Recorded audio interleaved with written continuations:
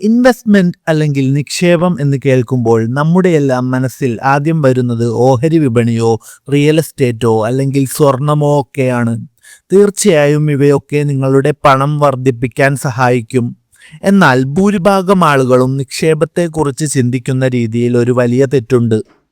കയ്യിലുള്ള പണം എങ്ങനെ വർദ്ധിപ്പിക്കാം എന്ന് ചിന്തിക്കുന്നതിനേക്കാൾ പ്രധാനമാണ് കൂടുതൽ പണം സമ്പാദിക്കാനുള്ള നിങ്ങളുടെ കഴിവിനെ എങ്ങനെ വർദ്ധിപ്പിക്കാമെന്നത്. ഒരു ഉദാഹരണം പറയാം.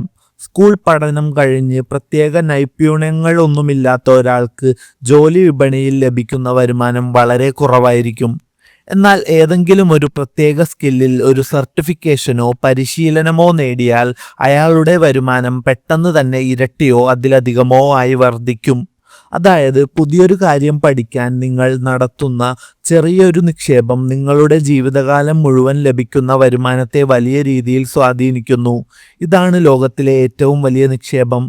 നിങ്ങളുടെ യഥാർത്ഥ സമ്പത്ത് പണം എവിടെ നിക്ഷേപിക്കുന്നു എന്നതിലല്ല, മറിച്ച് നിങ്ങൾ മറ്റുള്ളവർക്കായി എന്ത് മൂല്യം സൃഷ്ടിക്കുന്നു എന്നതിലാണ്. നിങ്ങൾ എത്ര വലിയ പ്രശ്നങ്ങൾക്ക് പരിഹാരം കാണുന്നുവോ അത്രയും വലിയ വരുമാനം നിങ്ങളെ തേടിയെത്തും. വരുമാനം എന്നത് നിങ്ങൾ നൽകുന്ന സേവനത്തിൻ്റെ മൂല്യവുമായി നേരിട്ട് ബന്ധപ്പെട്ടിരിക്കുന്നു.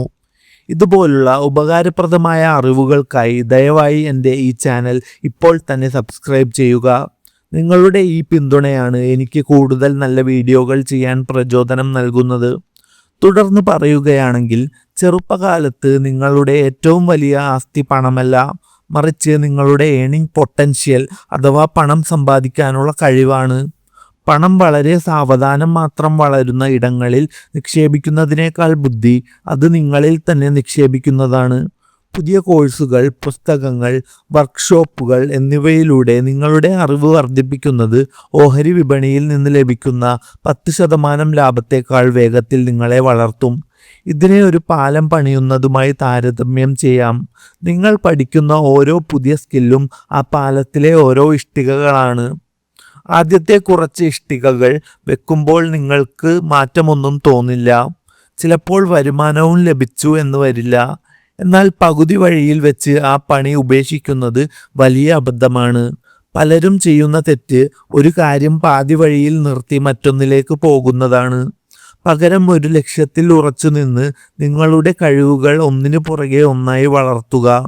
ഉദാഹരണത്തിന്, നിങ്ങൾക്ക് വീഡിയോ നിർമ്മാണം അറിയാമെങ്കിൽ അതിനോടൊപ്പം എഡിറ്റിങ്ങും മാർക്കറ്റിങ്ങും കൂടി പഠിക്കുക. ഈ കഴിവുകൾ ഒന്നു ചേരുമ്പോൾ നിങ്ങളുടെ വാല്യൂ 10 മടങ്ങ് വർദ്ധിക്കുന്നു. മറ്റൊന്ന്, തുടക്കത്തിൽ തന്നെ പുതിയ കാര്യങ്ങൾ കണ്ടുപിടിക്കാൻ ശ്രമിക്കുന്നതിന് മുൻപ് നിലവിൽ വിജയിച്ചവർ എങ്ങനെയാണ് അത് ചെയ്തതെന്ന് പഠിക്കുക. അവരുടെ രീതികളും തന്ത്രങ്ങളും മനസ്സിലാക്കി അത് ജീവിതത്തിൽ പകർത്തുക.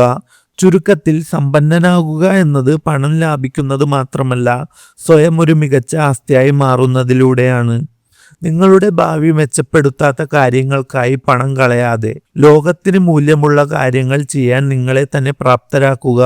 നിങ്ങളുടെ അറിവും കഴിവും വർദ്ധിക്കുമ്പോൾ വരുമാനം സ്വാഭാവികമായും നിങ്ങളെ തേടിയെത്തും.